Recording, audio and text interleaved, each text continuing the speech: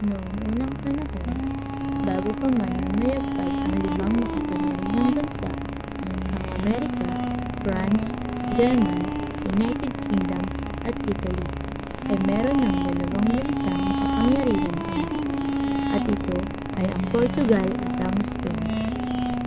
Noong unang panahon, naniniwala ang mga tao na patag ang mundo. Ngunit may isang tao na hindi kumbinsibo sa paniniwala niya. Ito ay si Ferdinand Magellan. Nagpaalam sa Magellan sa hari ng Portugal upang libutin ang mundo upang patunayang bilog ito at umanap ng pangkalasa. Ngunit hindi siya pinayagan ng hari, kaya't siya ay lumapit sa hari ng Spain na si King Charles. Buenos días, mi querido rey. Quiero compartir contigo mi plan. Dime que ese. Me gustaría navegar para encontrar una nueva ruta a la isla de las Especias. Debes me 5 barcos. El Victoria, Santiago, Trinidad, San Antonio, Concepción, Guayaquil, Everest, Monsignor 200 Centenia, Y5. Gracias, mi querido rey. At simula na nga ang ekspedisyon ng Magellan. Binigyan siya ng 5 barko ng hari ng Espanya. Ito ay ang Trinidad, Victoria, Concepcion, Santiago at San Antonio.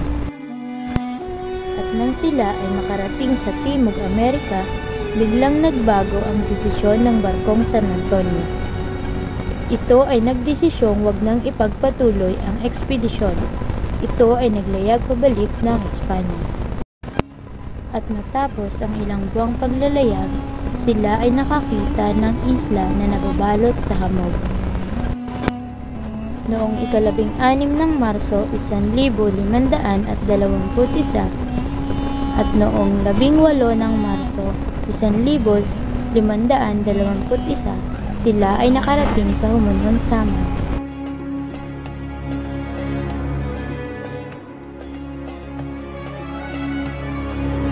Grieco y llegamos a la isla de las Especias. To derecha, llegamos a la isla de las Especias. Sí, señor. Informar a los soldados que hemos desembarcado en la isla. Sí, señor.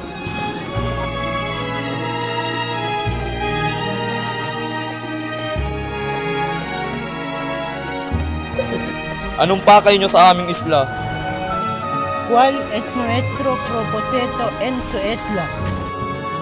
Estamos aquí para divulgar el cristianismo. Te gustaría unirte a nosotros de ser una bendición como muestra de nuestra amistad. Oo, kami ay umaanib, magpapabasbas at makikipagkaibigan.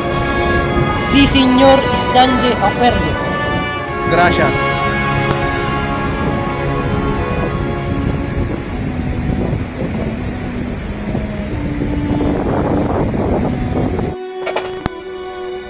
At ang 3 krus na inilagay sa buhangin ay tanda ng kanilang pakikipagkaibigan sa mga dayuhan.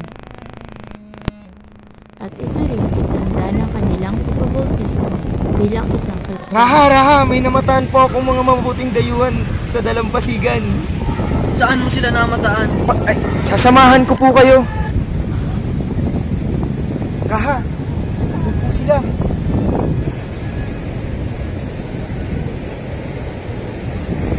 At gayon din ang kaibigan ni Raha Colombo na si Raha Shaco.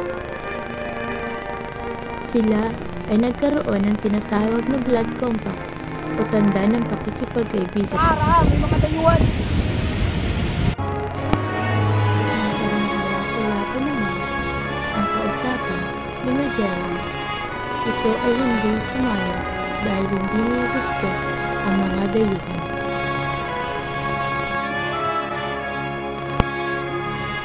Habang sa kabilang banda naman, si Raha Stula ay lumapit kay Magellan upang humingi ng tulong napabagsakin si Lapu-Lapu sa kadahilan ng gusto niyang masakop ang mga nasasakupan ni Lapu-Lapu at ito ay mahigitan.